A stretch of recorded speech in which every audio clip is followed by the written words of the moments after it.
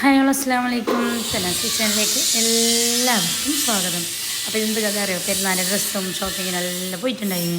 പോയിട്ട് വരുമ്പോൾ ഒരു സിൽക്കെല്ലാം കൊണ്ട് വന്ന് എപ്പോഴേ കഴിച്ചത് രാത്രി 2 മണിക്ക്. അപ്പോൾ പെരുന്നാൾ അപ്പങ്ങളും അതിൻ്റെ ഒരുക്കങ്ങളും അതിൻ്റെ കച്ചറകളും എല്ലാം നിങ്ങൾ കണ്ടില്ലേ. ഇങ്ങനത്തെ സംഭവമാണ് കിച്ചണിലിപ്പോൾ. പുതിയ കിച്ചൺ കച്ചറായിട്ട് വരുന്നതിൻ്റെ ഉള്ളിൽ ഇവിടെ പഠിക്കുന്നുണ്ട്. പിന്നെ എന്താ നമുക്ക് ഓർഡർ തന്നെയല്ലേ കിച്ചണാക്കിനെ, അങ്ങനെ ഒരു സമാധാനിക്കാം. അങ്ങനത്തെ പൊരിയപ്പത്തിൻ്റെ ബാറ്ററെല്ലാം റെഡിയാക്കിയിട്ടില്ലേ ഇങ്ങനെ ഉണ്ടാക്കിയിട്ട് എടുക്കുന്നുണ്ട്. എല്ലാവരും ഉണ്ടായിരുന്നു ഉണ്ടാക്കുമ്പോൾ. ബാബി, ഞാൻ, അനിയൻ്റെ ഓളും എല്ലാവരും കൂടിയിട്ട് ഉണ്ടാക്കിയതാണ്. പിന്നെ എണ്ണയിലിട്ടിട്ട് എടുത്താൽ ഞാൻ കച്ചറേന്ന് ചെല്ലെങ്കിൽ അങ്ങനെ ആയിട്ടുണ്ട്. എണ്ണൻ്റെ ഇതായിട്ടില്ലേ താഴെ നടക്കാൻ വരെ കഴിഞ്ഞില്ല.